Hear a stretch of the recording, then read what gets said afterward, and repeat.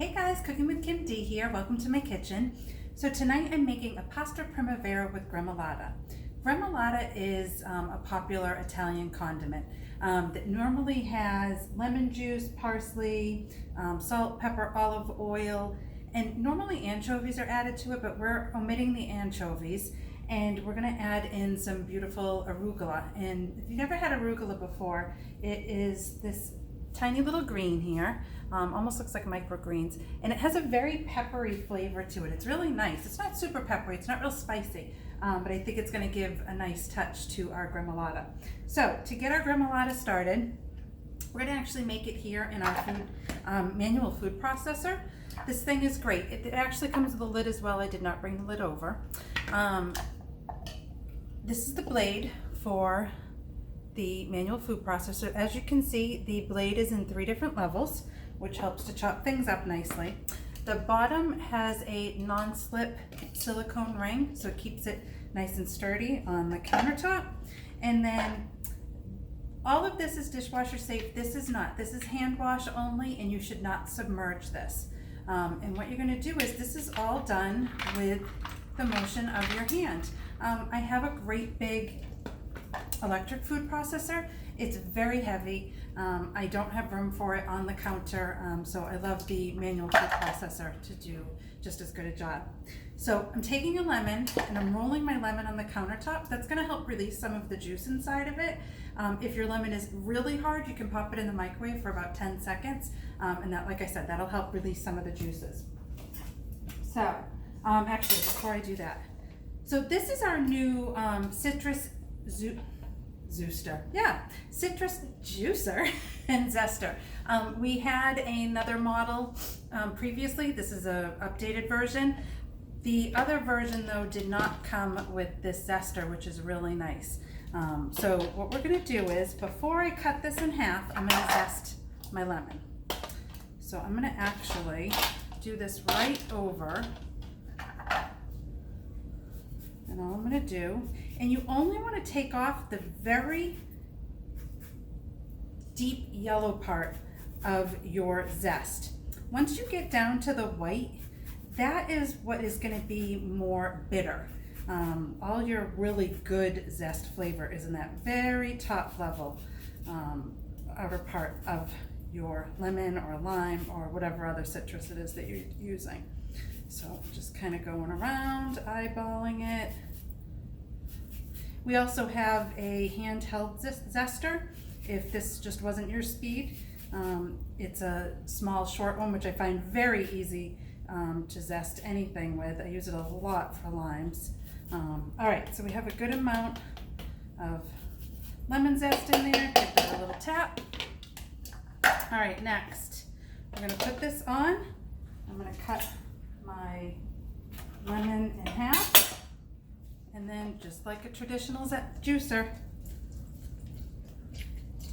and it has small holes on the top here to catch all of my seeds so they don't go down into my juice. And how much do I need here?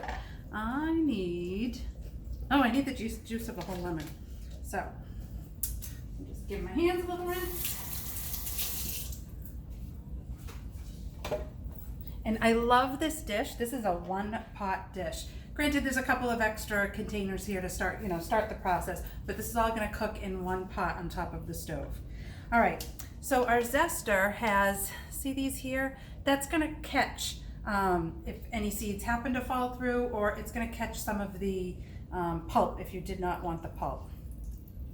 So there is our juice. To that, I am going to add a cup of parsley leaves.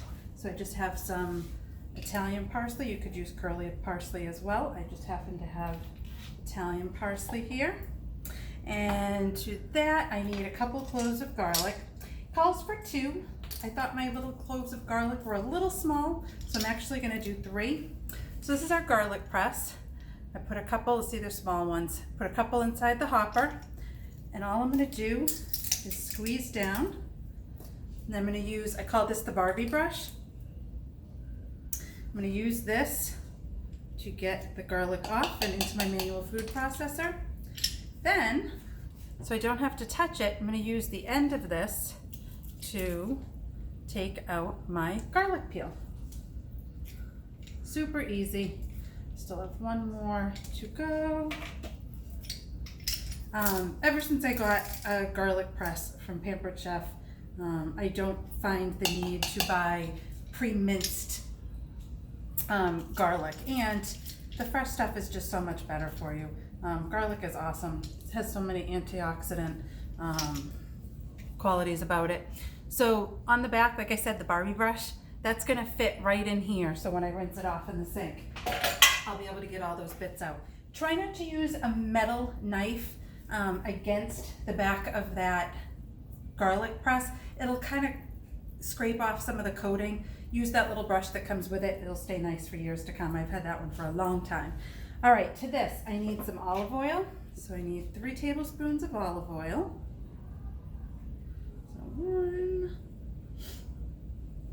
It smells so fresh. Oh, it smells so good.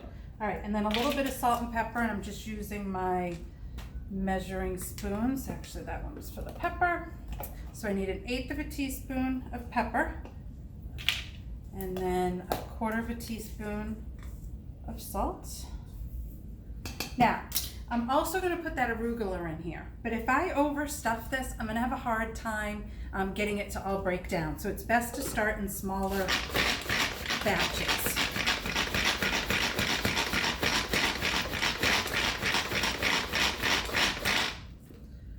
So it's starting to break down really nice. I've got plenty more room. So I'm gonna get my arugula down in there. So in addition to this gremolata, this is going to have some asparagus. I love asparagus, one of my favorite vegetables. Some zucchini. It actually calls for summer squash, but I prefer zucchini. I think it holds together better than summer squash does. And then some grape tomatoes. These are just some rainbow grape tomatoes. Adds a nice color to it, and I like the sweetness of the little orange and yellow ones. So my gremolata is coming together nicely. Oh, it smells so good. So there is our gremolata, so that'll be ready to go when we are. All right, on to our asparagus. If you are not familiar with asparagus, how to cook it, you can steam it, you can saute it up in a pan, but the ends of the asparagus are very woody and very tough. So you always want to get rid of, especially like that white part there, get rid of it. The best way to find its breaking point is to literally take it and snap it. I know that's a lot of asparagus to not use, but I'm telling you, your meal will be more enjoyable without it. You could save some of these next parts, break them up, freeze them, maybe use them for quiches and stuff like that. So once I know where this is gonna break, actually I should do one more. Okay. And then all I'm gonna do is cut these into thirds. And those are gonna cook right on top of the pasta once we put those in here in my pan, which I'm going to show you next. This is our forged cutlery line. This is our chef's knife. A sharp knife is such an important product in your kitchen.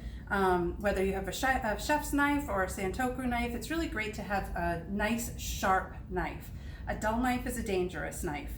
When a knife is dull, it takes much more pressure to cut down on your food, so you always want to have a nice sharp knife. And our forged cutlery is beautiful.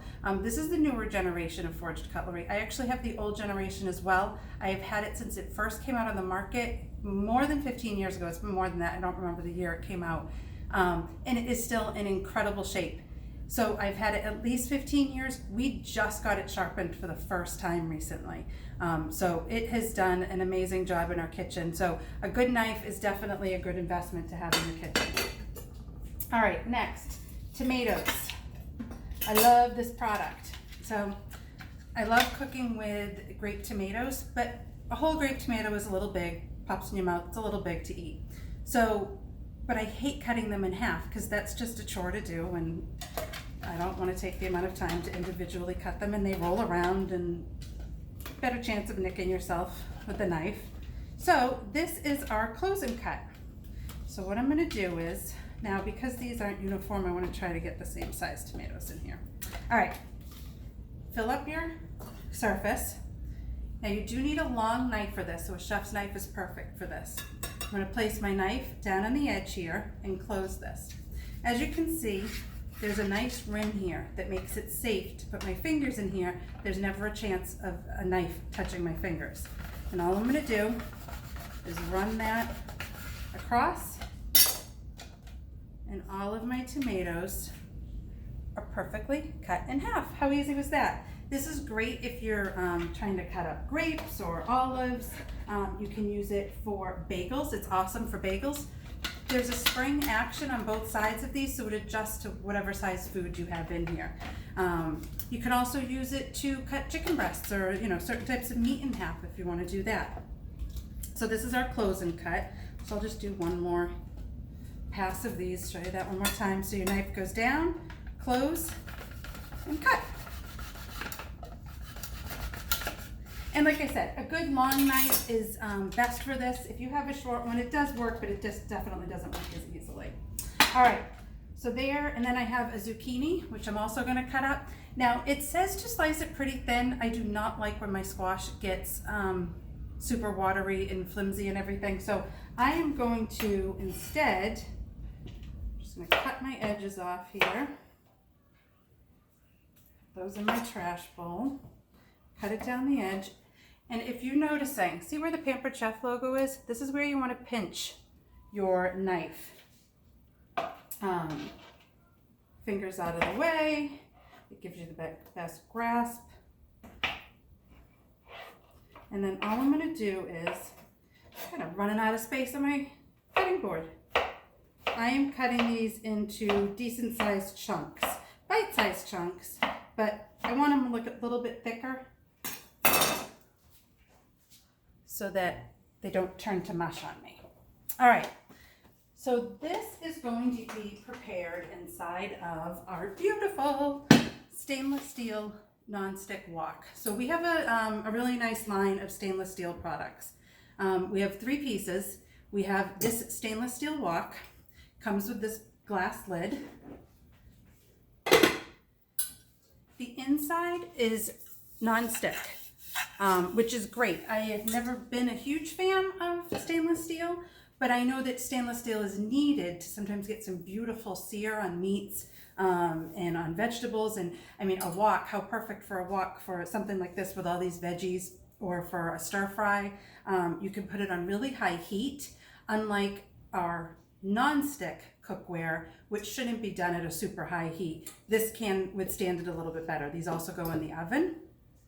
But I've really enjoyed this line of products. We also sell a 12-inch skillet in this model, in this stainless nonstick, and we also sell a 10-inch, and those both come with a lid as well. These are great pieces. If this is something that you're looking for, this is a great reason to host a party and maybe get this 50 or even 60% off, even free. I just had a party, and my host was able to get the 12-inch nonstick stainless steel skillet for absolutely free, which makes me so excited that people can get such a big piece like that for free at their party. So I am going to cook some of these things in here. This is one of those one pot wonders. I don't have to pre-cook the pasta, and I'm not going to cook it over on the stove. A lot of times I don't do my stuff on the stove. I show you guys more about the prep than anything, but I'll take a few pictures along the way as I'm making it so that you guys see what's going on. But everything is going to cook in this one pot. So I know there's a lot of us out there who, we want to put a nice meal on the table, but we don't want to have a whole bunch of pots and pans in order to do it, and a lot of cleanup at the end. So this makes it super easy to get dinner on the table quickly, and cleanup is done in a cinch. So pasta Primavera with Gremolata. I am very tongue-tied, guys. Like I said, I'll take a couple pictures along the way and show you guys the end result, and I will put a picture of the end result and a picture of the recipe in the comments below. Have a wonderful night. Please reach out with any questions, guys. Thanks.